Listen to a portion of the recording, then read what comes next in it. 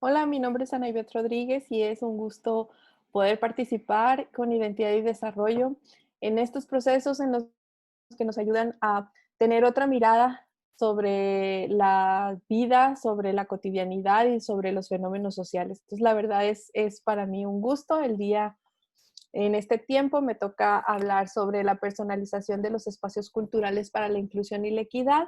Entonces, ¿qué les parece si comenzamos hablando justo de esta contextualización que tiene que ver con la cultura, ¿sí? ¿A qué nos estamos refiriendo o cómo nos vamos a referir a ellos? Y entonces algo muy importante con lo que se va a trabajar o que creo que enmarcan en mucho lo que vamos a hablar es el asunto de los derechos culturales, ¿no? La equidad para todas las personas, que esa es la esencia de estos derechos culturales. Estos derechos nacen en el seno de la UNESCO, ¿sí? Después de la Segunda Guerra Mundial en 1945, cuando había todo un proceso por construir paz.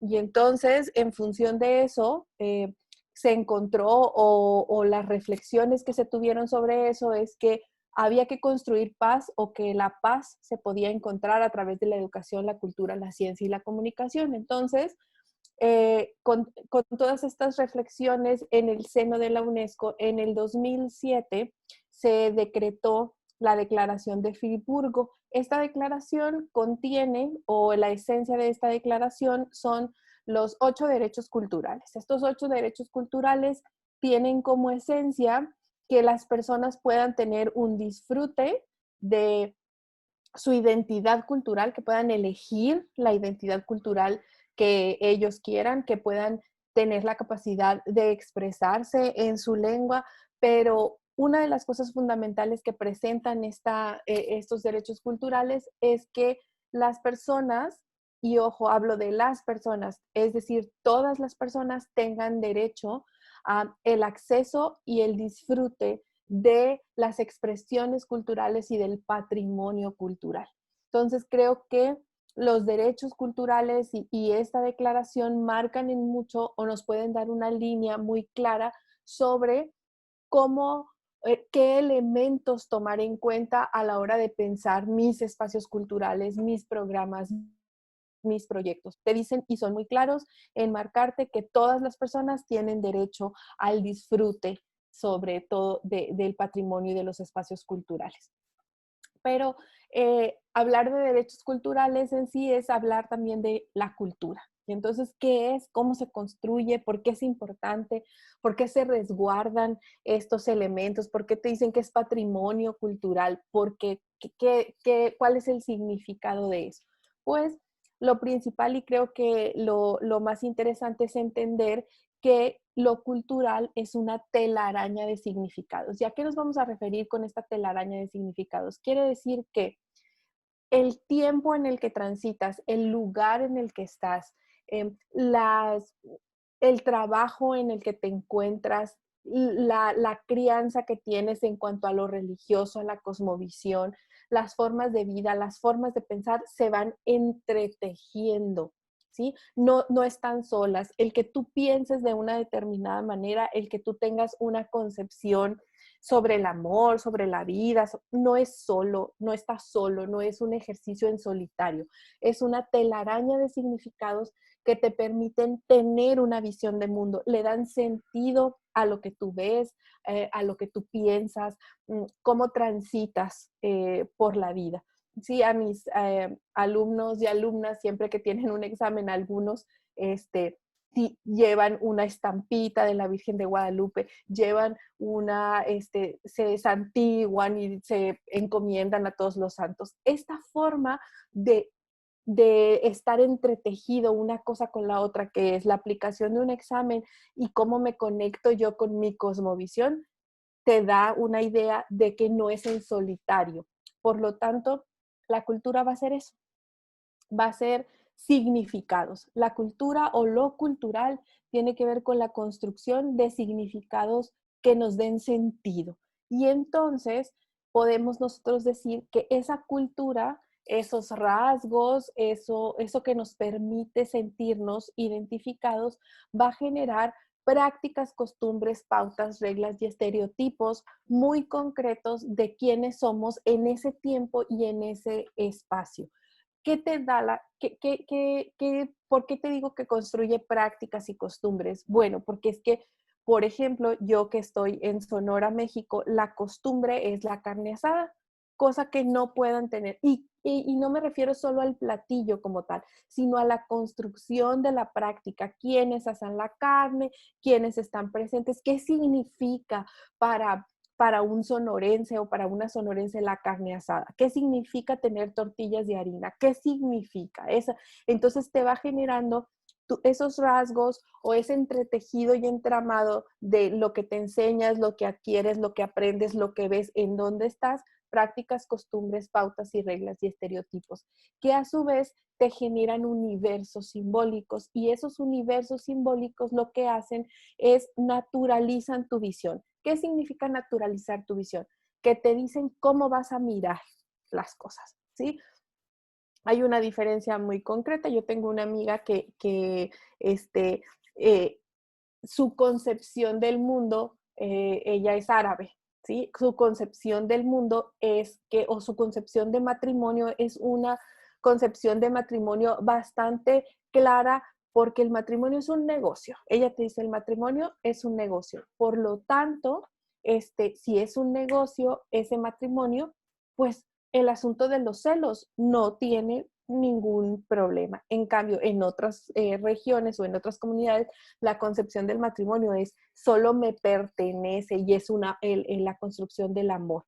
Entonces creo que estos universos simbólicos hacen que tú veas muy claro cómo vas a andar en tu cotidianidad.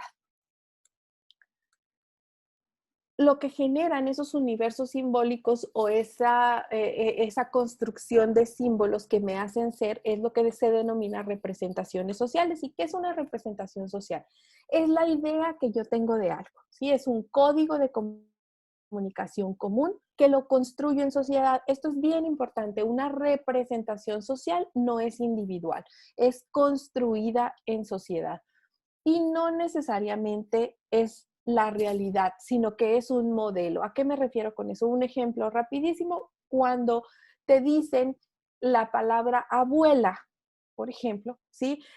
¿Cuáles son tus primeras imágenes? Y me refiero a imágenes y características. Pues entonces empiezas a decir, pues es una mujer adulta mayor, con el cabello recogido, por lo general tiene aquí un chongo con el cabello recogido, tiene un rebozo, ¿sí? Está sonriente, tiene canas, tiene lentes.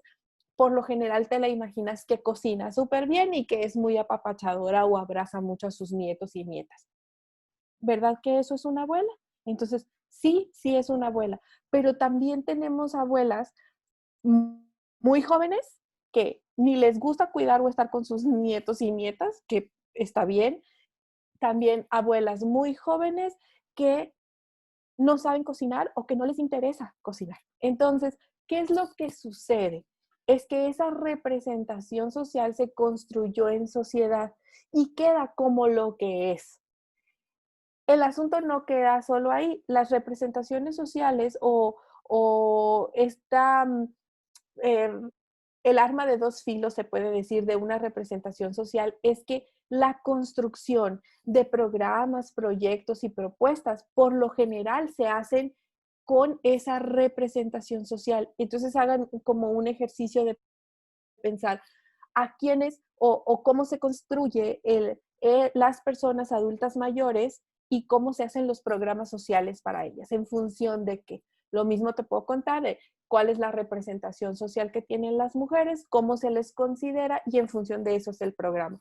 Por ejemplo, se les considera a las mujeres como vulnerables, y entonces te catalogan como grupo vulnerable y las acciones de los programas sociales están justo para subsanar la vulnerabilidad. En cambio, en programas sociales donde se considera a la mujer como una persona capaz de producir, ser y estar, las acciones son otras, ¿sí? Entonces creo que lo interesante de las representaciones sociales es que se construyen en sociedad y se toman como pautas pero si las construyo en sociedad y son modelos, significa que pueden cambiar.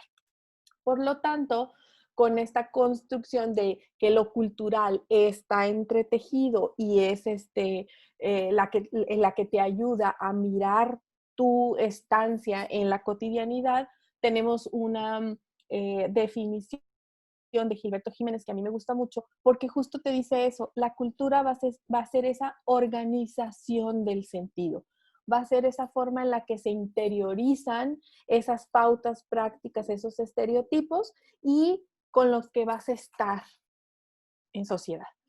Al revisar todo esto, una de las definiciones que tiene o la definición que tiene la UNESCO de cultura, a mí me gusta mucho porque obviamente durante muchos años ha sufrido cambios muy concretos, ¿no? En esta definición, pero la última que tiene es la que nos va a permitir a nosotros entrelazar un binomio súper importante que tiene que ver con la cultura y la identidad.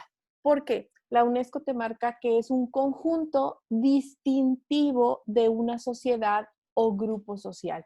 Entonces, ese conjunto distintivo te da rasgos específicos que tú vas a tener como individuo en sociedad. Por lo tanto, te empieza a presentar rasgos de tu propia identidad y te dice lo siguiente, en el plano espiritual, material, intelectual y emocional, lo que hace la UNESCO aquí es desmontar la representación social que se tiene sobre la cultura, donde la cultura son solo los artistas. ¿Sí? O sea, ¿a qué me refiero? Que son los que, las pinturas, los plásticos, la música, la danza, y que hay hasta ahí, que eso era eh, estar o eso era la cultura. Lo que te pone aquí la UNESCO es que no necesariamente es lo único, sino también las creencias, las comidas, los lugares, por eso entonces ahora hay un distintivo, por eso ahora te dicen la comida mexicana es un patrimonio cultural, porque ¿por qué? ¿Por qué un taco? ¿Por qué una memela? ¿Por qué una tlayuda? Puede ser eh, cultura, porque en ella no solo está esa comida como tal, sino está toda esta telaraña de significados de lo que es cultivar el maíz, prepararlo, cómo se construye, cómo te genera esa identidad, ¿no? Entonces es muy importante que empecemos a entender y a ver que la cultura va a estar basada en la diversidad. Y entonces, con este conjunto distintivo que les decía, estas características que van a determinar a un grupo social, estamos de la mano con la identidad. Y entonces, ¿qué es la identidad? Es el proceso subjetivo con el que yo me voy a diferenciar de ese otro. Y creo que aquí es bien importante en este asunto de la identidad, porque cuando hablamos de identidad pensamos solo en lo individual y no hay un proceso de construir identidad sin el reconocimiento del otro o de la otra, porque solamente así puedo encontrar las diferencias para construir mi propia identidad.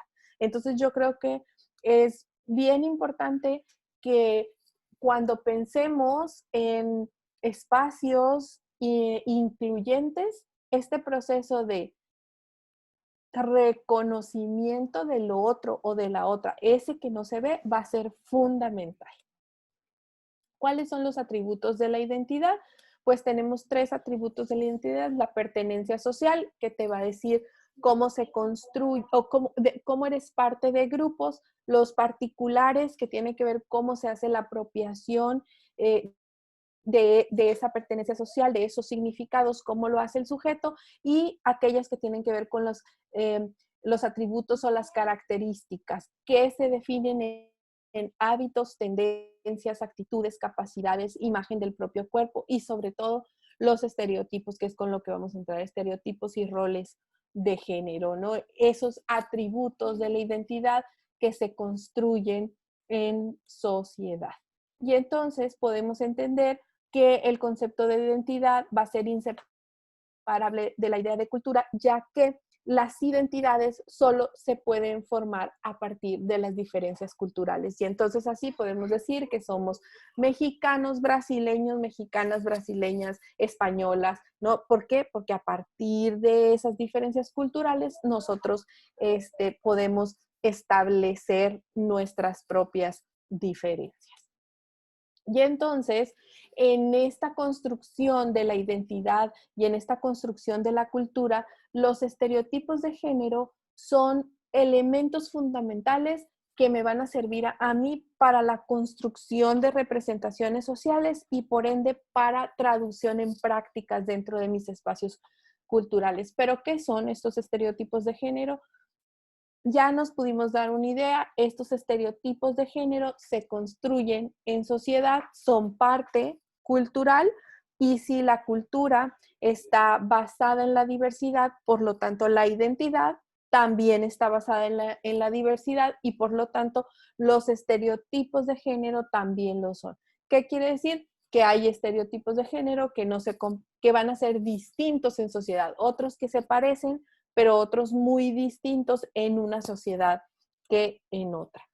Antes de hablar de estereotipos de género, me parece muy importante hacer una diferenciación clave cuando hablamos de género, porque si yo les hablo de representaciones sociales, de lo que creemos que es, cuando hablamos de género, siempre pensamos en mujer, ¿sí? Siempre pensamos que todo lo que se refiere a perspectiva de género, visión de género, tiene únicamente que ver con las mujeres y no necesariamente, ¿sí? Cuando hablamos de género, hablamos de eso, ¿qué es? Entonces hay una diferencia muy concreta entre lo que es sexo y lo que es género.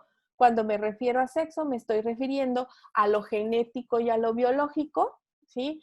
Que de entrada, y ojo, hablo de entrada porque aquí hay toda una discusión desde el punto de vista de la biología, desde cómo son las diferentes especies, pero hablando con las personas, con los humanos, tenemos una diferenciación muy clara, es lo genético. Y aquí el aparato reproductor, el aparato genital nos va a marcar las diferencias concretas. De entrada, te puedo decir que cuando hablamos de sexo es esa combinación de mezcla de rasgos genéticos y biológicos, que es con lo que se nace. Ojo, porque después puede cambiar y aquí entramos en otras discusiones de mucho que se ha trabajado desde la teoría feminista para constituir o definir lo sexual. En cambio, el género es el conjunto de características diferenciadas, ojo, que cada sociedad asigna a hombres y mujeres, que cada sociedad.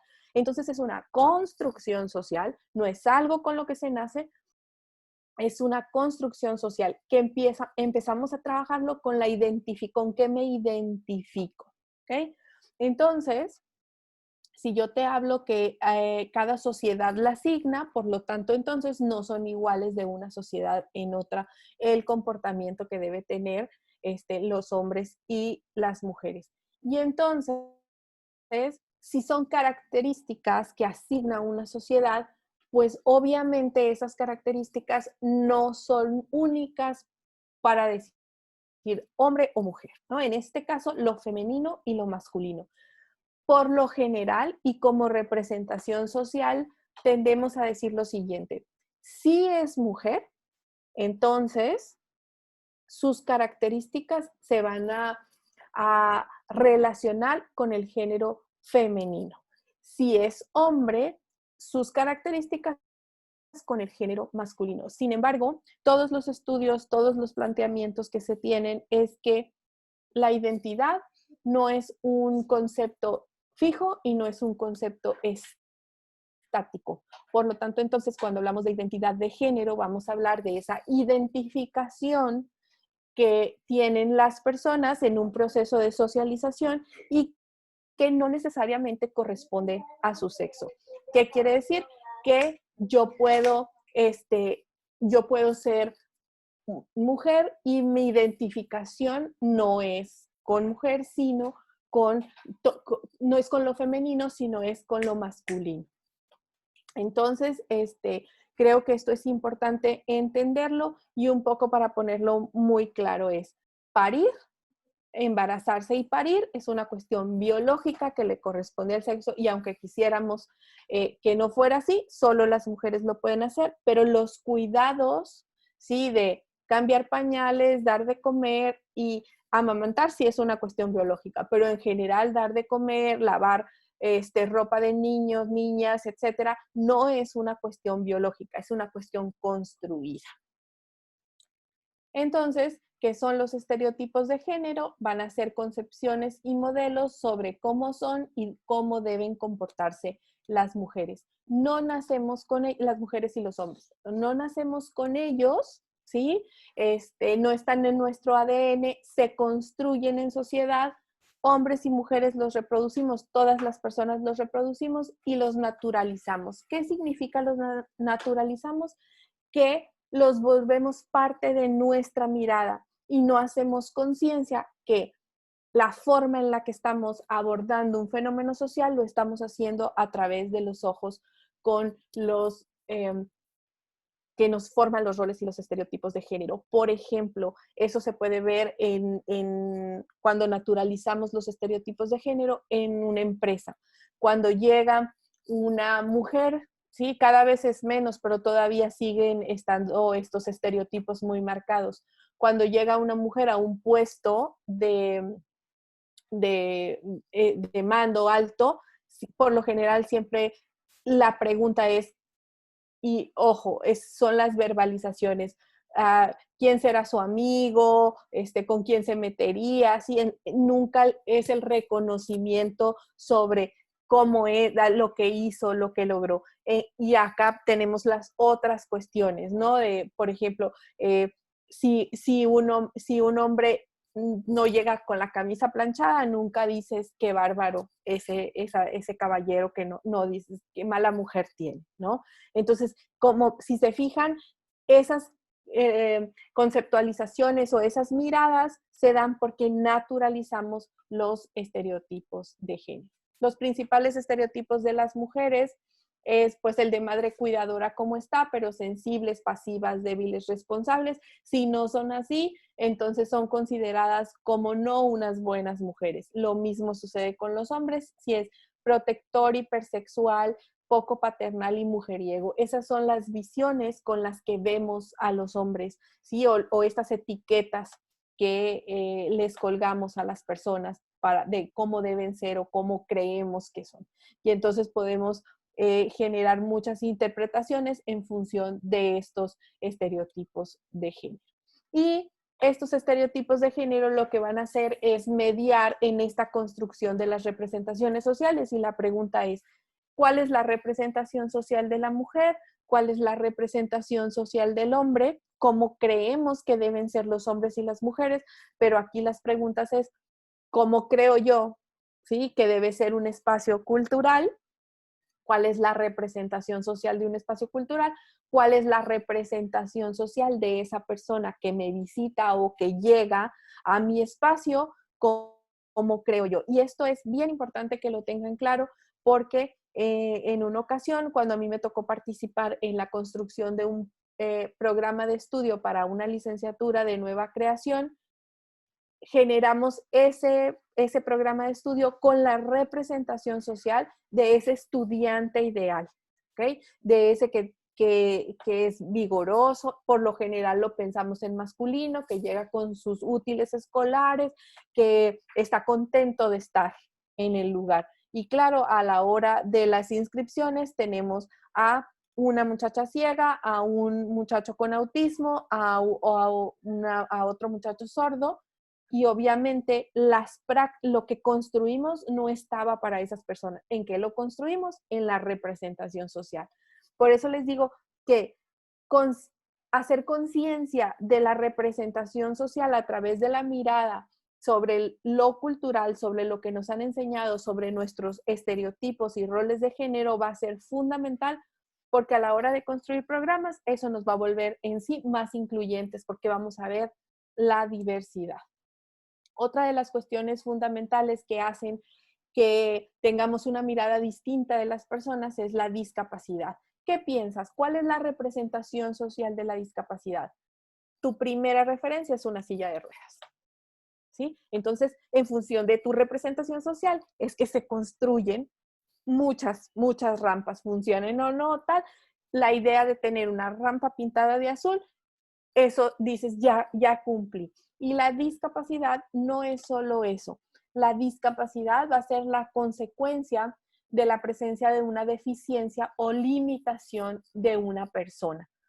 Sí, si se fijan en esta definición, tenemos la deficiencia o la limitación de una persona para hacer algo, pero la siguiente parte dice, las barreras que le impone el entorno social. En este asunto de la discapacidad es que tenemos que volvernos incluyentes. Lo mismo, esto que les decía de el reconocimiento del otro, el reconocimiento de la otra, es en el sentido en el que me corresponde también a mí poder poner. Me corresponde también a mí poder poner condiciones para ese disfrute del patrimonio, para hacer valer los derechos culturales. Me corresponde a mí que estoy en el espacio cultural. Entonces creo que esto es bien importante porque así, lo mismo que pensamos de la identidad como una cuestión individual, la discapacidad la pensamos como una cuestión individual de la persona que la tiene y no como una corresponsabilidad en cuanto a mí de poder trabajar y mejorar esos espacios en los que estoy.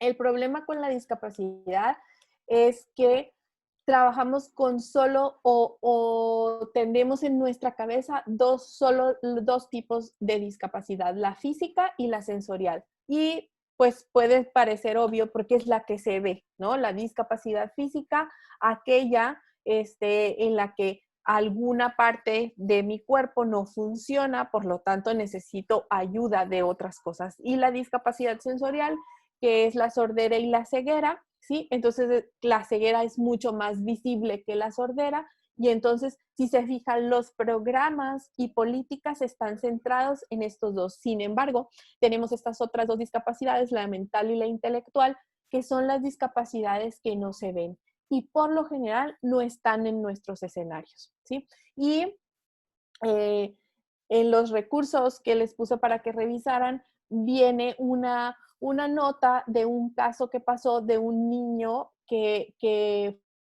fue, que le pidieron que saliera de un museo, ¿sí? Porque no estaba cumpliendo con las reglas del museo.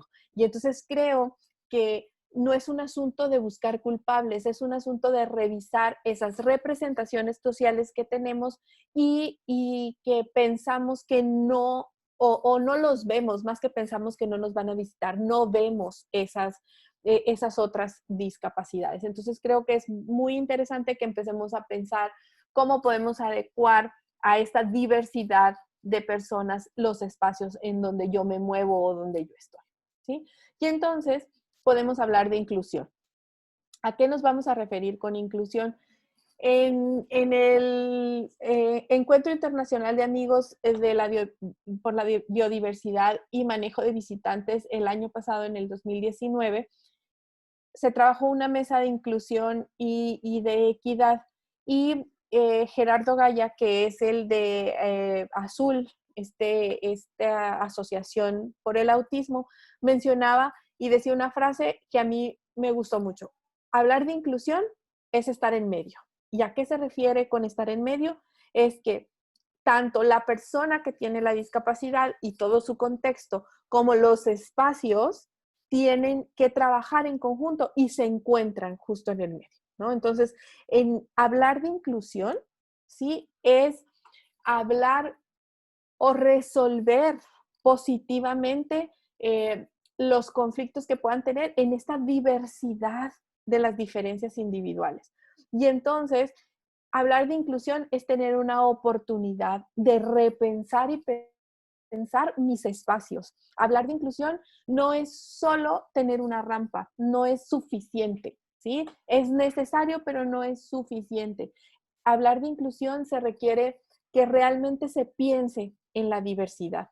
Y ahorita vamos a trabajar un poco entonces todos los espacios debieran ser para todas las personas. Sí, y no, pues depende del espacio, habrá cosas que se puedan hacer, ¿no? Y ahorita lo vamos a trabajar, pero lo que sí es que todo este asunto de la inclusión es una oportunidad que se tiene en absolutamente todos los ámbitos. ¿No? Para hablar de inclusión es importante que veamos las diferentes etapas. Cuando hablamos de exclusión es cuando no tomamos en cuenta o no vemos a toda la diversidad de personas. Cuando hablamos de segregación es que los dividimos, ¿sí? Colocamos a las personas por grupos dependiendo. La integración los veo todos en conjunto, pero mis programas y mis proyectos no están diferenciados, y la inclusión significa que en un mismo espacio yo voy a darles un mismo material accesible para todas las personas, lo que significa hacer algo que se conoce en la educación como adecuaciones curriculares. En este caso, lo que hay que hacer es adecuaciones y modificaciones para el disfrute, para el acceso a la información que voy a tener en esos espacios. Entonces, empezar a pensar cómo está ese espacio, cómo es un museo, por ejemplo, cómo es mi centro cultural, realmente tengo apertura para hacer esas modificaciones y poder generar o hacer válido el derecho del acceso al disfrute del patrimonio y de las prácticas culturales. Pues esas son las preguntas con las que iremos trabajando. ¿Y cómo yo entonces puedo estar en espacios incluyentes o puedo construir espacios incluyentes?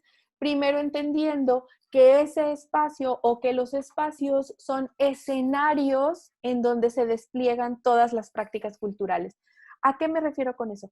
Que ese escenario o ese lugar en el que estoy, pues está habitado o usado por personas, y todas las personas tenemos esos universos simbólicos, y esos universos simbólicos nos ofrecen una visión de mundo. Por lo tanto, entonces, entender eso me permite a mí ver lo siguiente. En mi espacio van a llegar o va a estar la diversidad.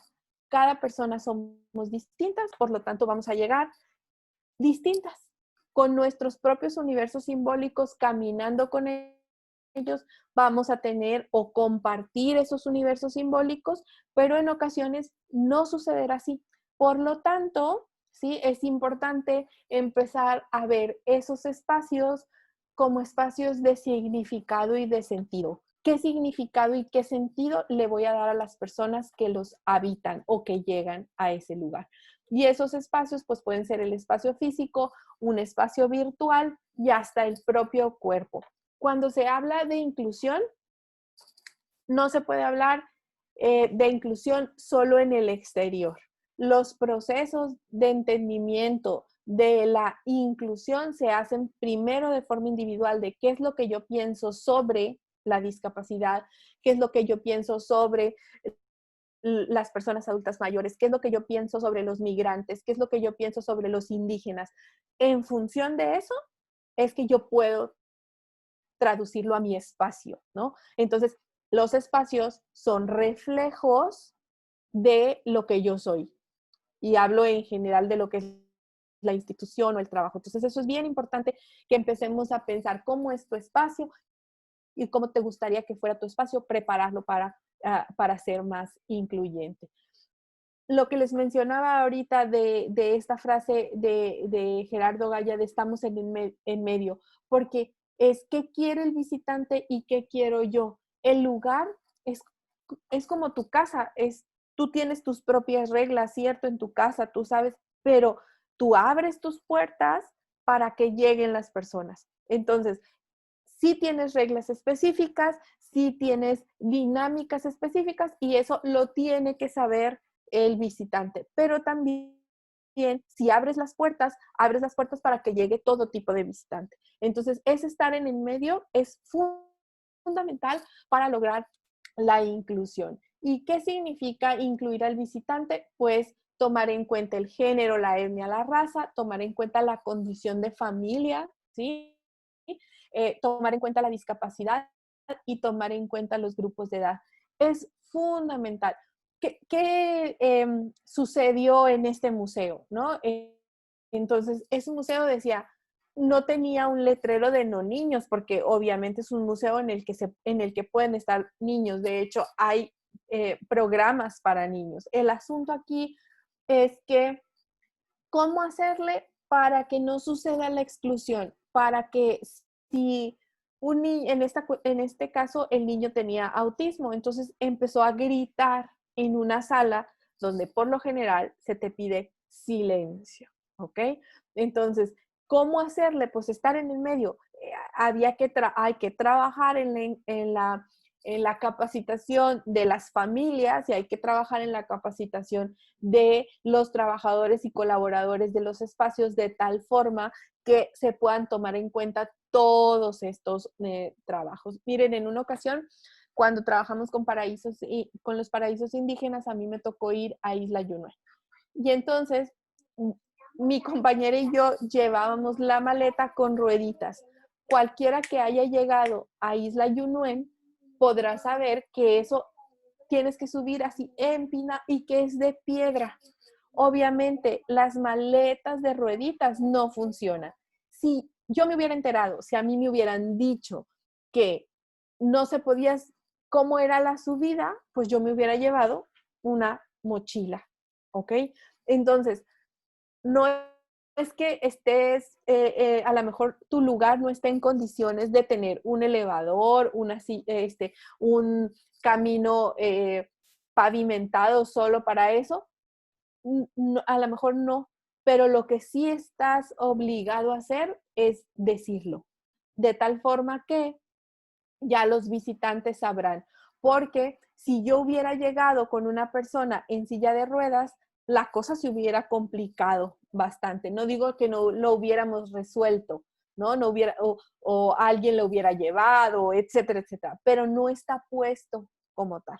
Entonces, tomar en cuenta esas cosas es fundamental. Otra de las cuestiones que una vez me tocó es eh, una persona por seguridad, una persona discapacitada no puede subirse a la tirolesa. ¿Ok? Si es por cuestiones de seguridad, está bien, lo documentas, lo explicas, pero le das otras opciones, ¿sí? Le dices, tú que estás en silla de ruedas, tú que no te puedes subir a la tirolesa, puedes disfrutar de nuestro mirador y entonces haces accesible el espacio A. Entonces yo creo que todas esas cuestiones de quiénes nos van a visitar o la diversidad de personas que nos van a visitar, entonces podemos encontrar acciones y programas para mejorar en nuestros espacios. Otra de las cosas fundamentales dentro de la inclusión de los espacios o construir espacios incluyentes tiene que ver con el lenguaje. Y el lenguaje eh, no solamente es cambiar la literalidad, no es solamente nombrar niños y niñas, ¿sí? Es cómo uso ese lenguaje y a quién vuelvo visible, porque nuestro lenguaje sí invisibiliza a grupos, a personas, sí las invisibiliza. Eh, es un ejemplo simple, yo les digo, si les digo bienvenidos, invisibilizo a las bienvenidas, pero habrá personas que no se sientan así. El uso del lenguaje incluyente significa visibilizar a los que no están, ¿sí? Y significa también que sí cambiemos la literalidad para nombrar, pero que también usemos los términos adecuados. Que si yo voy a hablar de discapacidad, no diga que esté enfermito. Que si yo voy a hablar de hombres y mujeres, diga hombres y mujeres, ¿sí? No solamente hombres, sino me refiero a esta representación social y construir todos mis programas en lo masculino. Creo que eso es muy, muy importante que hablemos de lenguaje incluyente. Más allá de las palabras, es sobre personas, ¿sí? Entonces, el nombrar a las personas, pues se ofrece el respeto y lo que hacemos básicamente es volvernos más incluyentes. Y entonces, ¿qué tenemos que entender ya un poco para cerrar? ¿Qué tenemos que entender de estos espacios incluyentes? Es que la condición o esa característica de la persona, esa etiqueta de la persona, no debe ser impedimento para que disfrute o no, o para que pueda realizar o no actividades de ocio y culturales y de disfrute del espacio. Y entonces es necesario para construir espacios incluyentes, es necesario el reconocimiento de la diversidad. Y ese reconocimiento de la diversidad se va a ver explícito en la construcción de productos y programas. Esta imagen a mí me gusta mucho, sobre todo porque resume en mucho todo lo que yo les he dicho, y es que hablar de inclusión no es solo tener una rampa, es suficiente, ¿sí? O no es suficiente. Es correcto que se tenga, pero tiene que haber un cambio en la visión. Yo verdaderamente tengo que tener espacios incluyentes en todos los sentidos. Y entonces, así como es importante nombrar las cosas o tener un lenguaje incluyente en cuanto a las y los, también es importante que tengamos estos distintivos que son conocidos como friendlies, por ejemplo, ¿no? Que yo te pongo la bandera de arcoíris afuera y entonces todos y todas son bienvenidas, que yo te pongo, aquí se pueden recibir mascotas. Y está bien, el lenguaje incluyente y estas expresiones o estos símbolos son mecanismos solamente, no te resuelven el proceso de la desigualdad o la inequidad, no te lo resuelven. Lo que hacen es te lo vuelven visible. Y entonces cuando tú los puedes ver o cuando se pueden ver, entonces hay una traducción en acciones. Los conceptos de inclusión y de equidad no son conceptos teóricos, son conceptos hechos acciones, no son estáticos, no están solo en el concepto, sino requiere poner por acción para que verdaderamente los puedas hacer visibles. Y entonces, cuando nosotros revisamos este asunto de la segmentación, de las diferencias, lo hacemos para incluir, ¿sí? Entonces, va de la mano. Yo puedo tener esta, porque a veces dicen, ay, nombrar el todos y todas, al final empezamos como a separar, claro, empezamos a separar o a segmentar para poder ver las diferencias y entonces poder incluir. Y yo les dejo una pregunta con la que creo que puedan trabajar, pensar y reflexionar y volver estos conceptos a la acción, y es cómo son y cómo queremos que sean nuestros espacios culturales. Para poder decirles que la inclusión se trata de personas y no de etiquetas. La verdad, muchísimas gracias por la oportunidad de compartir. Puedes usar, copiar, mejorar, comentar y compartir los contenidos de esta presentación, pero cita tu fuente. Ana Ivette Rodríguez Navarro, julio 2020.